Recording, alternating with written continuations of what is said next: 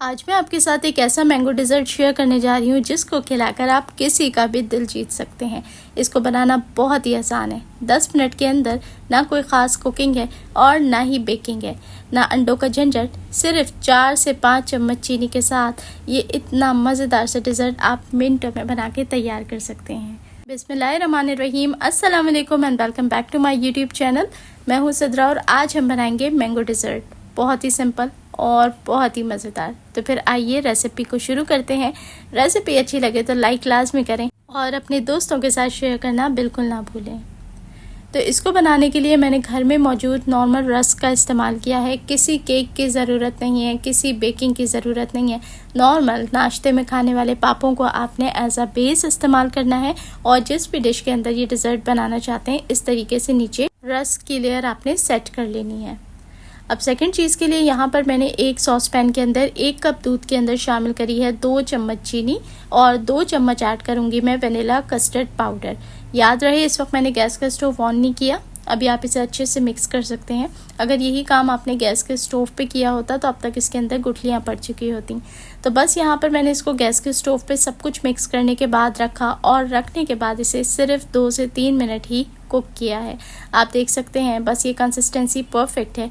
ये अच्छा सा सेट हो चुका है और कस्टर्ड पाउडर अच्छे से कुक हो चुका है। तो जैसे ही ये कुक हो जाए आपने इस तरीके से इसको नीचे वाली लेयर के ऊपर पोर कर देना है। क्या है कि अगर ये बहुत ज़्यादा थिक हो जाएगा तो फिर पापों के लिए मुश्किल होगा कि वो इसको एब्जॉर्ब कर सकें। तो आपने इसको इतना ही पतला रखना है जितना कि आपको कंसिस्टेंसी मैंने दिखाई है, ताकि रस इसे अच्छे से सोक कर लें और ये नीचे वाली लेयर हमारी सॉफ्ट बन के रेडी हो जाए। तो अच्छे से इसे स्प्रेड कर दें और अब यहाँ पर मैं मैंगो चंक्स इसके अंदर इस तरीके से सेट कर दूँगी।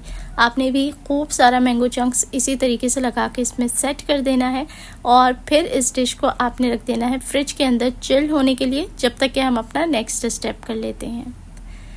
तो यहाँ मैंने किसी व्हिपिंग क्रीम या डबल क्रीम का इस्तेमाल नहीं करा, बल्कि नॉर्मली मार्केट से ईज़िली अवेलेबल होने वाली टेट्रा पैक क्रीम का इस्तेमाल किया है। कोई भी tetra pack cream, fresh cream आप ले सकते हैं और एक पैकेट कंप्लीट आपने बाउल के अंदर ऐड कर देना है। याद रहे इस डिश के अंदर, इस रेसिपी के अंदर कोई ब्लेंडर या किसी भी किस्म की मशीन की भी आपको ज़रूरत नहीं। हैंड विस्कर से आप सारा काम ईजीली कर सकते हैं। तो यहाँ 3 से 3.5 चम्मच आपने चीनी ऐड करनी है। अगर आप बहुत तेज़ मीठा पसंद करते हैं तो फिर आप 4 से 5 चम्मच भी ऐड कर सकते हैं, लेकिन 3 चम्मच आइडियल है। अब इसके अंदर मैंने शामिल करी है मैंगो प्यूरी, यानी एक आम को लेके आपने अच्छा सा ब्लेंड कर लेना है और वो इसके अंदर आपने ऐड कर देना है। साथ ही मैंने इसके अंदर 2 से 3 टेबल स्पून फ्रेश मिल्क यानी कि आम दूध इसके अंदर ऐड कर दिया है और अब बीटर की मदद से मैं इसे बहुत अच्छे से मिक्स कर लूँगी।